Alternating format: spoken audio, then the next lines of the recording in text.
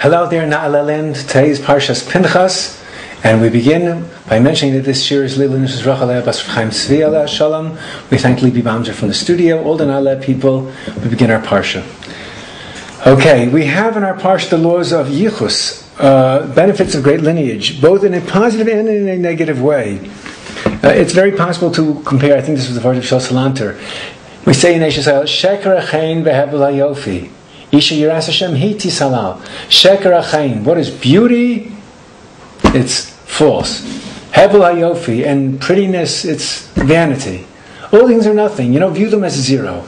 0, 0, 0. Isha Yiras Hashem. But if you have fear of heaven, it's like taking all these zeros and putting a 1 in front of it.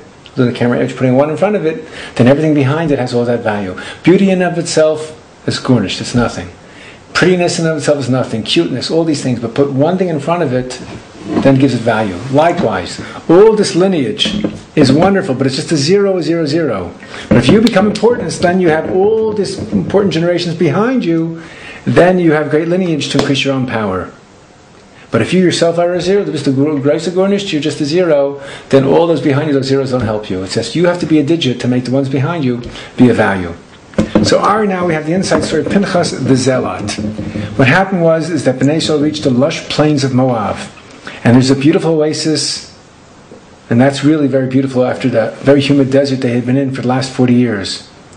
They had taken a rest, they're feeling good, they're calm, the weather's balmy for once. And then the Moabites, which are descendants of Lot was the nephew of Avram, and the wicked Midianites, take advantage of the situation, and they realize that the Jewish people, their guard will be down. Now is the time to attack, and now it's time to implement the plan that Bilam has given us.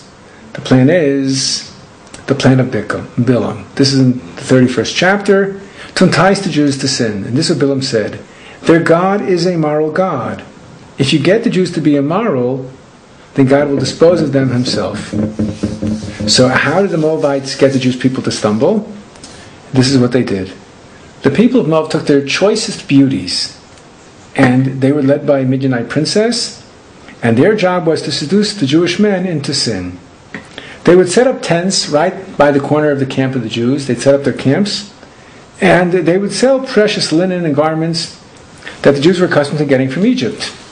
Outside the tents were old ladies who would sell these garments at very expensive prices. But inside were these beauties who sold them for worst billing, for next to nothing. And these women were dressed to kill. And they're selling this merchandise, the very same merchandise, at a bargain. Outside you have the old woman. Inside you have it for cheap, by these beautiful women who are dressed to kill. And we have to bear in mind the following. And there are two ways you can violate the Torah prohibition against idolatry. How do you violate the Torah prohibition of idol worship? One of two ways. Either by performing in front of an idol any of the acts normally done in the Holy Temple. What was avoda in the temple? There were sacrifices, there were libations, there were incense, bowing down. That's one way. Any kind of avoda, any of the service that was done in the temple, and you performed this service in front of an idol, that is a Torah prohibition of engaging in idolatry. The other way of engaging in idolatry is by doing any of the acts which is a normal way for the idol to be worshipped. Even if it's crazy, disgusting, appalling. But if this is the way that this avodah zarah, this idolatry is worshipped, and you do that worship, that will another way of being violating the Torah act prohibition of idolatry. For example, Markulis was worshipped by throwing rocks at this tree. You throw rocks at it, that was the service. So if you were to throw rocks, then that would be the violation. Baal Pa'or, extremely appalling avodah zarah. And the way you worship this avodah zarah is by defecating to it. I didn't make that up. If you defecate to this, then you have worship Baal Pa'or.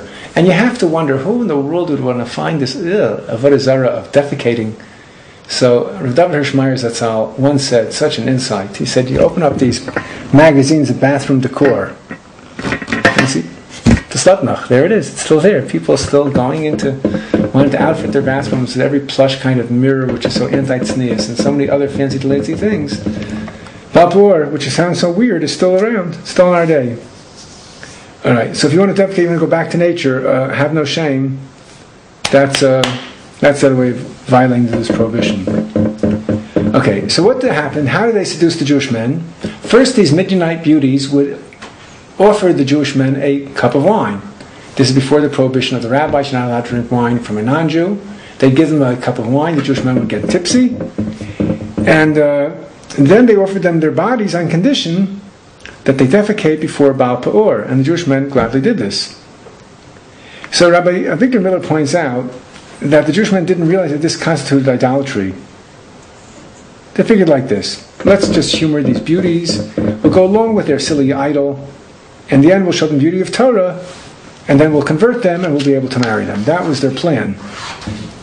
But when many of the men gave in to the temptation, then the idolatry began to spread among the Jewish people. And then once they committed idolatry, God is going to avenge the Jewish people with his justice. And there's going to be tremendous punishment for this. Now, there are no police squads in the Torah system to catch law.